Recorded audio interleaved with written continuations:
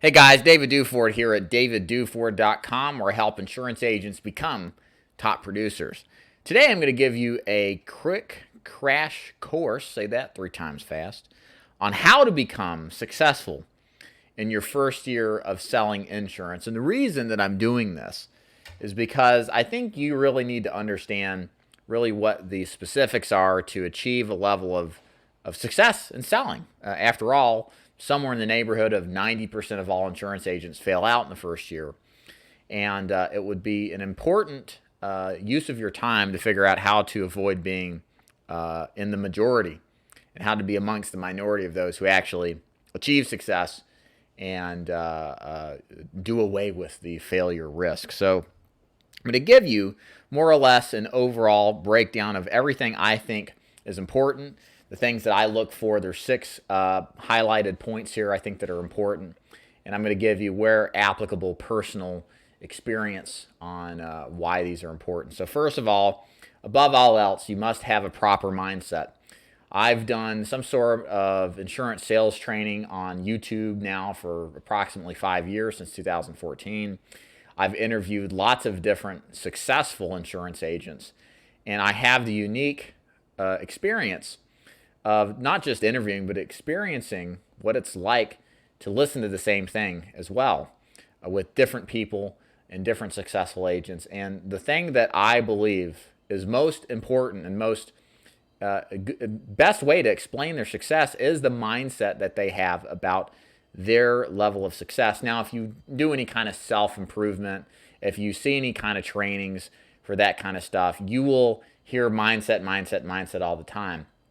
But I don't think it is very good on its own. I'd like to take some time just to clarify what good mindset really means, to give some objective definition to it, and just to try to paint the picture what you're going to have to do a self-assessment of for yourself to figure out if you have these character traits, and if not, work on developing them, because we're not all blessed to have perfect mindsets. Many of us have had to work on ourselves and self-improve along the way. So the first thing is being coachable. I think this is really important. If you're going and want to have success in selling insurance, you've got to be a coachable person. You've got to come into this business and accept the fact that you don't have all the answers, and instead you're going to look to other people to help you along the way, to suggest things that you can do to improve. And if you need to improve, it means you're not doing something optimally. It may mean that you're doing something incorrectly or bad, and you need to not have the ego associated with unsuccessful people to take constructive criticism to heart and adjust your game accordingly to improve. So coachability is something that we all have to have in order to grow ourselves upward and outward into the direction of continual success. Also, not too often talked about, but important, you need to have humility. This is almost the same thing as being coachable. Having humility means that you do believe that you don't have all the answers, that you don't have all the things to be successful. It doesn't mean that you think you're incapable or you think that you can't do it. It's a recognition of, yes, I recognize I need to improve. I'm an imperfect person, and I am open-minded to change and open-minded to becoming better than I am currently. And again, we all say we have humility, but sometimes our ego really is in the way of seeing things differently. We prefer the status quo. We prefer the safe way. And if you don't have the humility, man, it's really hard to open your mind to being coachable and to getting and absorbing change when necessary. Also, really important is you have to have faith. As the lights of heaven shine down upon my face while I film this video, I think that's a sign. Faith is the glue that binds all this together. I can show you a method of success. I can show you proof of said method being successful consistently. But ultimately, nobody can ever replace you taking that leap of faith towards applying it to yourself. There's always going to be some doubts in your mind when it comes to executing on a plan. Every single person has doubts. It's normal. It's a human survival mechanism, right? It keeps us safe. But in the business world, Too much doubt can prevent or can lead to a failure to launch and cause agents to struggle and never really achieve. So have faith. When you find the mentor, the coaching program, the sales and marketing system, the market, everything you need to be successful, keep the faith, have the faith. Without it, you're going to go into a circular cycle where you try something, you get scared, you try something else, you get scared, and you never really grow out of that, and you thus never really see success. Perfect example of lack of faith. I had an agent at one time, 17 years of experience, had all the stuff to be successful, but didn't have the staying power to work through the resistance. He lost his faith when he ran into adversity. He was a fair weather agent. And fair weather agents either fail out of the business or they just barely scrape by. Number 4, general positivity. I'm not saying that you have to be an absolute optimist.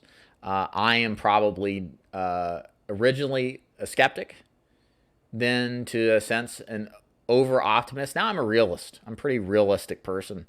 I'm generally positive, however, about the direction of where my life is going and what I expect to get out of it, because I know I'm doing the things in an active, proactive way to improve and better my life. That doesn't mean I'm unrealistic or believe that I will not face adversity.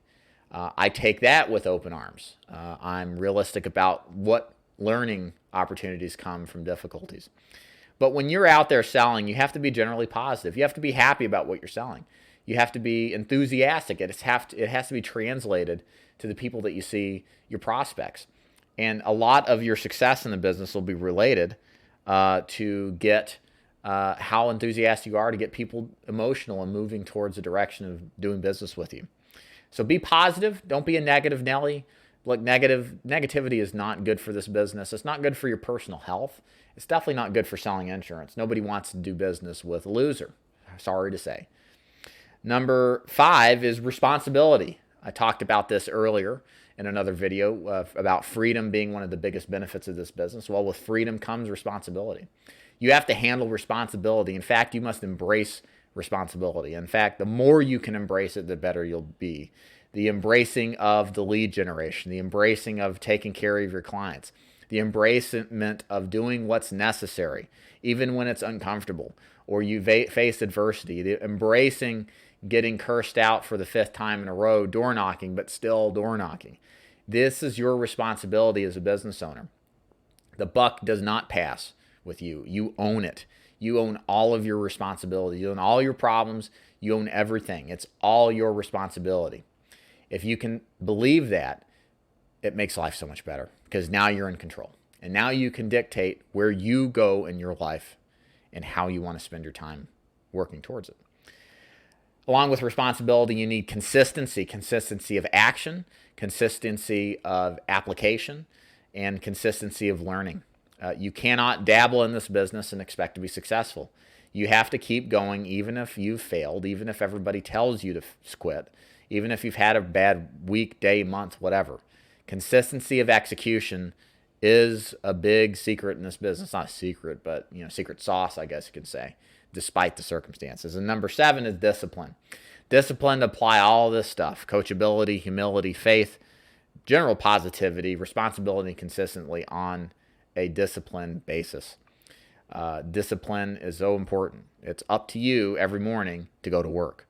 It's up to you every morning to execute your plan every single day. And it's up to you to stay consistent to it. And if you don't have discipline, you don't have a business. You're just playing around. And yeah, you can help some people here and there, but you're not going to be as happy and as successful as you could be. So that's proper mindset, a big section to cover. Let's get to the remaining elements that are important. Number 3, I think it's really important to have a track to run on.